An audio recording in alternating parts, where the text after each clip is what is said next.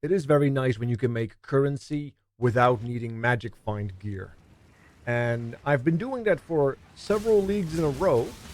And this league, it's probably the most insane that I've ever had. So I can't imagine what the magic finders are doing, because those must be completely out of their mind right now. But if you don't like magic finding like I do, you might find yourself drawn to the Val Temple strat. As always, there will be time codes below and such, but we'll talk a little bit about what Val Temple farming is and what the current strat is, and then we'll go over the actual Atlas tree. Now, mind you, it is not a PC-friendly strat, especially if you want to juice it to the max, because this is a non-delirium version. The ultimate version does require delirium for max value. So if you find yourself having some performance issues in the last couple of leagues, you may have to be wary of it. I certainly am, since Toda, there has been some issues with it. But it's still working without delirium, so let's hope it holds. Now, the Wildwood, of course, is a phenomenal juice mechanic. We're looking mostly to get some blue and some yellow. Purple is pretty good due to conversion, I believe it is. I'm not sure what the actual ratios are in a perfect world. But alas, we're trying to get as much as we can. And then we'll simply click on boxes. It's very dopamine heavy strats. As you can see, lots of units, a lot of FPS issues. So be wary of that. Imagine if there was delirium on top of this. It'd be looking a lot less colorful, but also even more slideshowy. Slideshow.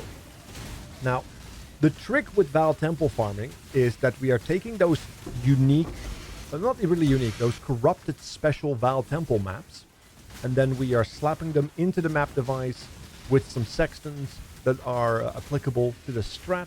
We'll talk more about that later. Some polished, or better if you're feeling particularly frisky, scarabs, if they're cheap. And then we're just clicking boxes. These are special boxes that normally are only exclusive to the map, but due to the wonderful keystone in the Atlas tree, Twist of Fate, we can transfer these special chests onto other maps, essentially, giving us a much more favorable map layout as opposed to the horrendous base layout of Val Temple. Look at that, Voidborn Reliquary. I've gotten a lot more big drops. A lot of Valdos boxes, although I don't think that is exclusively to me. A lot of natural divines as well. Even still, without the massive juice, I was getting a lot of natural divine drops. And of course, a tremendous amount of currency just in general as well. Now, these particular Val Temple boxes are spicy, and you also do not know what mods you're going to get. And that's kind of the big problem of this strat that most people are turned off by. Because you need to have a character that can do every single negative mod in the game that you can get on the map. And not only that, it's map mods that are negative, that are super juiced as a result of Wandering Path and, of course, the top hat of the Atlas tree. We'll talk more about that in just a little bit as well. And we are running a pretty beefy map. This is close to perfect. I missed the Deli mirror, of course. I'm missing the double abyss. There you go. Another big drop. Wonderful. Ancestor's Vision did go down in price quite a bit this league, presumably because of all the charms and who knows what else is facilitating that, especially that new jewel as well. My god, that thing is broken. But yeah, you can kind of get an idea of how this will play, but you do need a stable, strong character that can do everything. So you will not be able to see this done successfully with a lot of builds out there who are just going to go Magic Find and Blast. So be wary of that if you're looking to go forward into this strat. Anyway, let me show you the Atlas tree and talk a little bit more about what is going on. So let's talk a little bit more about the strategy and then, of course, the Atlas tree that comes with it. For those who do not know, Val Temple maps are these wonderful, almost unique-like maps that have a special implicit. Area contains 10 additional guarded Val vessels. There's a couple of ways of getting these maps. They can drop under certain circumstances. You can also corrupt rare maps, and then there's like a small chance they turn into one of these special maps, but also you can just buy them. Now, the prices are not too bad right now. They're balancing between 20 to 30 chaos. This is not, of course, accounting for bulk buying you might do on TFT, for example. But otherwise, you can see the prices are somewhat acceptable per map, and they are corrupted, which is also very important. You can't get non-corrupted versions. And all these mods on them doesn't matter. Doesn't matter. We'll get to that in just a little second. Now, that's just one part of the strat, getting these maps. Once you buy a bunch of those, you also want to get a bunch of polished, or better, but polished seems to be the more cost-effective strat. Scarabs. Doesn't matter which ones, because we're using a particular strat that turns them into pack size on the Atlas tree. So just get which ones you want. Doesn't matter. Get the cheapest ones, and just make sure that you have enough to fill up your entire map device for maximum juice. And speaking of the final step of the juice, you might want to get some sextants. Beyond is a very good one if you do decide to run Beyond. PoE Stacks has a very lovely TFT Compass search options where you can see that, for example, a few seconds ago, somebody is selling Beyonds for 80C, 70C, 74C. You might also want to grab some Mirror of Delirium. If you have a computer that can handle it. Mine is definitely struggling when I do juice that. We see 45, 60, 45. Prices are pretty stable at the moment, luckily enough. And of course, for the perfect world, I've also have easier sextants. You can, for example, go with an unidentified map, because a lot of these Val maps, due to the way they're being re-rolled due to the Atlas tree, end up being unidentified. So you can have some cheap juice, some very cheap juice. This is partially what I still run. We also have magic pack size, which is very good. Also super cheap juice. Also one of the things I'm still running due to the fact that I am not able to run Delirium. But if you want to run more monsters, and this is what I'm about to add to my strat, is, for example, adding these abyssal ones, which is very good because you can get multiple abyssals on a map. Very much like you can have multiple legions, I believe. But yes, using an abyssal sextant is going to be really, really good. Now, if you want to really get involved in juicing, you might want to go with Strongbox Enraged. At that point, you can see the prices are definitely going up, but it definitely also will pay off if that's kind of the flow you want to have on it. So just be wary. Also, however, if you are using an elemental damage build, mind you, you do not know which mods you get, so you might get Reflect. Not even just elemental mods, but just also physical Reflect, of course. You can get Reflected for very cheap. Adds more monsters to the map as well, which is very, very good. So you're not losing out on that much juice, and you protect yourself against Reflect if you don't have a poison build or some kind of Reflect immunity build into your character. Which is what I do, because I have a Tri-Ellie bow, and even though I'm poisoned, that Ellie can definitely kill me on that hit. So just a little something. You kind of have to figure out which sextants you want to have based on the PoE planner you're going to be running. This is the base strat that I am recommending. Now, as you can see, it is not fully pointed out, so you don't even need max points to be able to run this effectively, but you can also still optimize it even further. Now, let's go talk a little bit about the magic. Now, Wandering Path, notable Atlas passive skills grant nothing, but the small ones are 100%. This is a very common thing.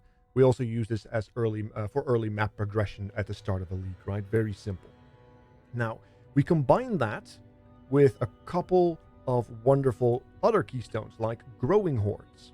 This, as you can see, based on the type of Scarab, you get pack size. This is why it doesn't matter which ones you buy when you're buying these Scarabs from trade, or wherever you want to get them yourself.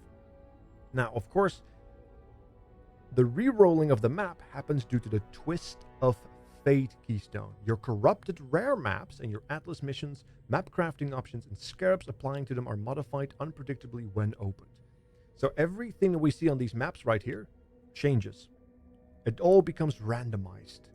However, the implicit stays. So this Val Temple map might turn into a Mesa, might turn into a Crimson Temple, might turn into any map you might know, except itself, which is very useful because this layout is absolutely awful. So that's kind of what we're doing. But it also means that everything gets modified, which is why we're using the Growing Hordes, because all the Scarabs would be modified if we had them dedicated to a specific cause. But since we are just making them into pack size, it doesn't matter. Because if it turns into a different Scarab, that's fine. It doesn't work because it's pack size instead. Very lovely. Now, on top of that, it does say something that might confuse people. That confused me. The map crafting options. Turns out the Fortune Favors the Bold does still work. For some reason, Twist of Fate seems to be ignoring Fortune Favors the Brave. So Bold Undertakings actually just gives you more stuff on the map very cost effectively. You don't have to worry about it. It's very, very good. So those are kind of the fundamentals of the strat. If you work around those keystones, you can kind of do whatever you want, except for the fact that it's about chests. So starting at the beginning, we immediately pick up the strong box and additional pack chance. Due to the Wandering Path note, this becomes double the value, much more monsters. So every single Val vessel we open, bunch of monsters, which is why we saw some FPS issues in the gameplay. These are just unnecessary truffle notes. Because we are running Abyss, we want to try to run or increase our chances to get a natural Abyss and then combine that with a Sextant Abyss, right? Multiple Abysses. We get so many more monsters from that, and once we juice with the Wildwood, you can understand how that might turn out to be incredibly profitable. I have yet to get a map where I don't get something that is worth something more than a chaos, right? Like I keep dropping all these unique items, I keep dropping straight up divines, and the occasional exalts, of course. It's quite intense. Map sustain, obviously, always good. More travel notes. We pick up these additional chance to open. They are doubled, giving us a total of 12%. So we have a 12% chance to be able to reopen those special boxes. Incredible value right here. This league so far, my biggest sequence of opening has been 6. That happened on stream today, which was insane. 6. I've never seen 6 consecutive openings of the same box. Incredible. Anyway, we pick up more Abyss chance to get that Abyss going. Now, I like to run Eater of World because of the quantity and buff from the altar and such. You could run red if that's more your cup of tea, but I would recommend Mr. Blue. We do go down here for more monsters because we are banking on filling up our map with as many monsters as we can. Very magic findy is it, which makes sense with the Wildwood juice. And of course, if you do want to run magic find, if you can make a character that can sustain it, that can handle all the mods, you can definitely do it. It is, however, very tricky to do so. Be wary. We do also take the entire hat. This is why the negative mods are terrifying. Now, without Wandering Path, a simple travel note here, which is referred to as the hat of the Atlas tree, is 2% increased effective modifiers on your non-unique maps. Now, this means that all the good stuff is good, but also the bad stuff becomes worse. And with Wandering Path, that becomes 4%. So that's double the value of bad mods being made worse. So if you, for example, are a poison build like mine, and you get the chance to avoid poison on monsters, yeah, all your poison chances basically nullified. You will do very little damage. So you'd have to be sure you can handle the massive downsides of this strat with your character. It is not something you just can casually walk into. So be wary of that. We also pick up the Abyss entirely on the tree. Yes, we have some dead nodes here, but it is worth it because we're trying to maximize the amount of rares and magics on our map, of course. Very magic findy once again. We are also picking up Beyond, at least I am. If you can handle it, it is definitely worth it.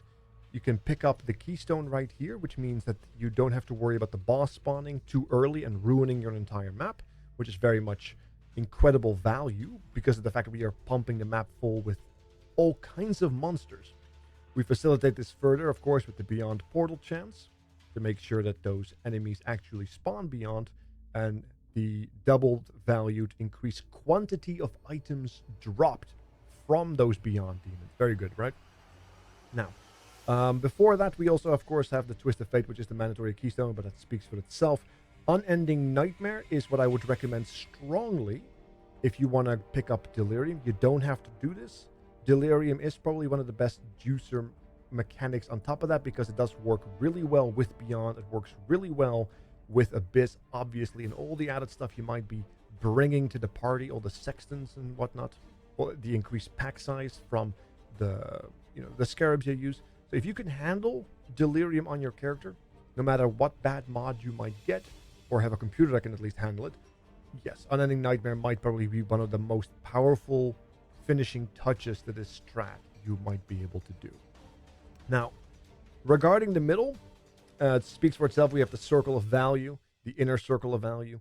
I went with the Harbinger, because if you happen to encounter Harbingers, just more monsters. Since we are not spec'd into Harvest or into Essences, there's no real additional value from speccing into that. So we have to do something, and I think Harbinger is the most logical way to do that. We do pick up the 7th Gate, not because we need it, just as a travel note. And then, of course, we pick up more map sustain right here to also pick up Bold Undertakings, because that's our map craft. And that's pretty much it. Make sure you don't forget this 1 point right here. Increase quantity of items contained in Strongbox in your map. This does work on the Val Vessels. And, of course, last but not least, the Abyssal Chance right here. And, of course, a little bit of additional experience, but more importantly, additional spawns, right? Increased monsters, that's the name of the game. We are trying to avoid Stygian Spires and such, so anything that revolves around that is not really that important to try to maximize the value there. There's a couple of nodes who might do that. There you go. Lead to a Stygian Spire. We're not trying to do that. We're just trying to use Abyss for the maximum monsters on the map, right?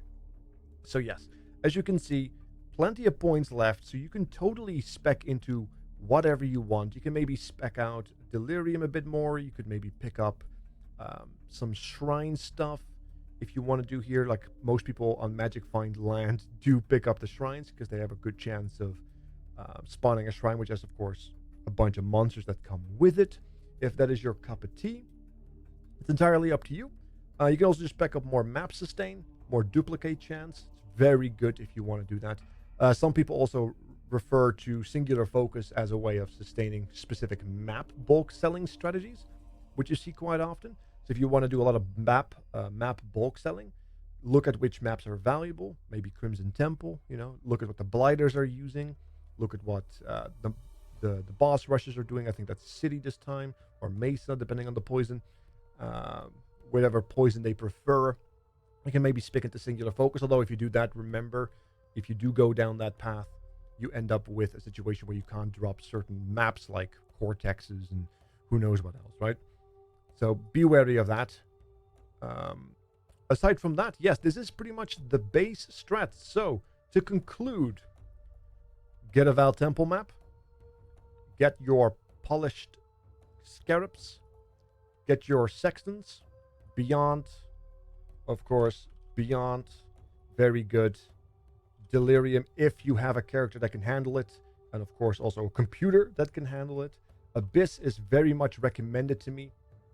A guy called Cookie is really popping off on that.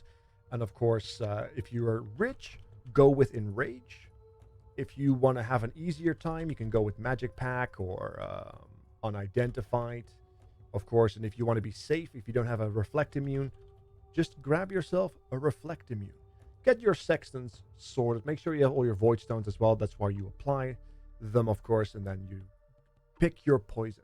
Now, if you think Beyond is too much, or Unending Delirium Nightmare Juice is too much for either your character or your PC, there are variations of this with Harvest, which is very consistent, just a little lackluster in terms of like explosive value, but it's very much good for consistent money making at a lower budget.